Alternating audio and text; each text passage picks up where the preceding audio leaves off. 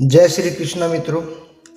जैसा कि आप सभी जानते हो, महाभारत का युद्ध कुरुक्षेत्र में लड़ा गया था और मानव इतिहास में अब तक लड़े गए सबसे भयावह युद्धों में से एक माना जाता है। धार्मिक ग्रंथों के अनुसार यह युद्ध इतना विनाशकारी था कि केवल 18 दिनों तक चलने के बावजूद इसमें लगभग 80% भारतीय पुरुष आबादी की मृत्यु हो गई थी। महाभारत ग्रंथ के 1/4 से अधिक हिस्से में मात्र इस युद्ध का वर्णन किया गया है। महाभारत युद्ध के परिणाम स्वरूप पांडव संख्या में कम होने के बावजूद भी जीत गए थे और कौरव संख्या में पांडवों से कहीं अधिक होने के बाद भी हार गए थे। इसका कारण उनके बुरे कर्मों को ही माना गया था। नीति और अनीति की राह पर चलने को माना गया था। विधि के विधान के पक्ष और विपक्ष में खड़े होने को माना गया था।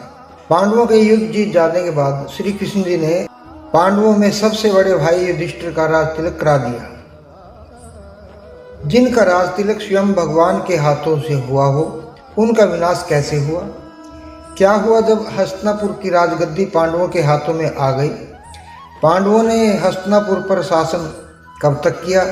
वे आखिर कैसे मर गए या वास्तव में उनकी हत्या कर दी गई? और सबसे महत्वपूर्ण बात, भगवान श्री कृष्ण के साथ क्या हुआ? ऐसे कई सवाल मन में उठते हैं।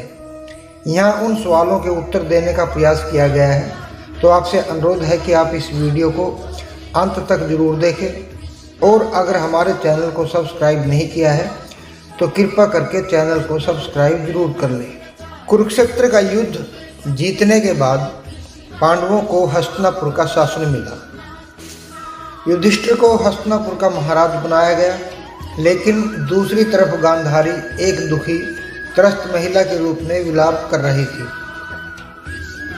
अपने 100 पुत्रों की मृत्यु का शोक मना रही थी। जब युधिष्ठिर को सिंहासन सौंप दिया गया और श्री कृष्ण का हस्तिनापुर से विदाई लेने का समय आया, तब वह गंधारी के पास गए और गंधारी ने श्री कृष्ण जी को उनके वंश का अंत हो जाने का शाप दे दिया।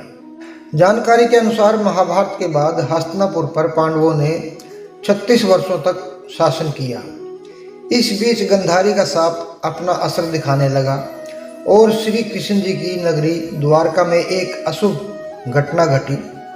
वहाँ एक उत्सव के दौरान सभी यदुवंशी आपस में ही लड़ने लगे और एक दूसरे की हत्या करने लगे। यह घटना सोमनाथ के समीप प्रभास क्षेत्र में घटी। उधर प्रभास क्षेत्र में यदुवंशियों के एक दूसरे को मार डालने के बाद पहले बलराम जी अपने लोक को वापस चले गए। इसके बाद श्री कृष्ण जी वहीं प्रभास क्षेत्र में एकांतवास में रहने लगे। एक दिन ध्यान अवस्था में एक वृक्ष के नीचे बैठे थे। तभी जरा नाम के एक शिकारी ने गलती से उनके पैर में तीर मार दिया और श्री कृष्ण जी ने मानव देह त्याग दी। भगवान कृष्ण जी के वैकुंठ लौट जाने के बाद देवऋषि वेदव्यास जी ने अर्जुन को बताया कि श्री कृष्ण और उनके भाइयों का जीवन समाप्त हो गया है। जानकारी के अनुसार श्री कृष्ण जी जिस दिन वैकुंठ को लौटे, उसी रात को 12 बजे से कलयुग का प्रारंभ हो गया था। वेदव्यास जी से श्री कृष्ण जी के प्रयाण की सूचना मिलने पर युधिष्ठिर अपने प्रपौत्र परीक्षित का राज तिलक करते हैं। फिर अपने सभी भाइयों और द्रौपदी के साथ हिमालय की ओर चले जाते हैं। महाभारत के अनुसार हिमालय से वह स्वर्ग चले जाते हैं और इस यात्रा में एक कुत्ते के रूप में आए यमदेव उनका मार्गदर्शन करते हैं। जैसे जैसे सभी पांडव हिमालय पर ऊपर की तरफ चढ़ते हैं, वे एक एक करके गिरने लगते हैं और उनकी आत्मा उनका शरीर छोड़ने लगती है। यह क्रम द्रौपदी के साथ शुरू होता है और भीम की मृत्यु पर समाप्त होता है। उनकी मृत्यु के कारण उनकी इच्छाओं, आकांक्षाओं और उनके गर्व के कारण होने वाली परेशानियों से जुड़े हैं। केवल युधिष्ठिर ही थे जिन्होंने किसी भी चीज़ पर गर्व नहीं किया था। इस कारण केवल वही जीवित रूप में हिमालय के ऊपर स्वर्ग के प्रवेश द्वार पर पहुंच पाते हैं। स्वर्ग के प्रवेश द्वार पर भगवान यम कुत्ते के रूप को त्याग कर अपने असली रूप में आ जाते हैं और युधिष्ठिर को स्वर्ग में प्रवेश करने देने से पहले उन्हें नरक में ले जाते हैं। नरक में युधिष्ठिर अपने भाइयों और द्रौपदी को अपने पाप स्वीकार करते हुए देखते हैं तो उन्हें उनके पापों से मुक्ति दिलाते हैं। इसके बाद भगवान इंद्र युधिष्ठिर को स्वर्ग ले जाते हैं और उनसे वादा करते हैं कि उनके भाई और द्रौपदी भी जल्द स्वर्ग में स्थान लेंगे। महाभारत के सबसे महत्वपूर्ण पात्र भगवान श्री कृष्ण और पांडवों ने इस नश्वर संसार को छोड़ दिया। इसके बाद कलयुग शुरू हुआ जो अभी तक चल रहा है। जानकारी के अनुसार अब तक कलयुग के लगभग 5000 साल पूरे हो चुके हैं।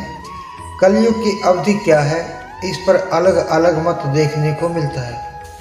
तो साथियों, ये थी कुछ जानकारी महाभारत के युद्ध के बाद की। आशा है यह वीडियो आपको अवश्य पसंद आएगी। पसंद आए तो एक लाइक जरूर कर देना और चैनल को सब्सक्राइब नहीं किया तो कृपा करके चैनल को सब्सक्राइब जरूर कर लेना। मिलते हैं ऐसी ही एक और वीडियो में, तब तक के लिए जय श्री राम, जय श्री कृष्णा, जय माता की।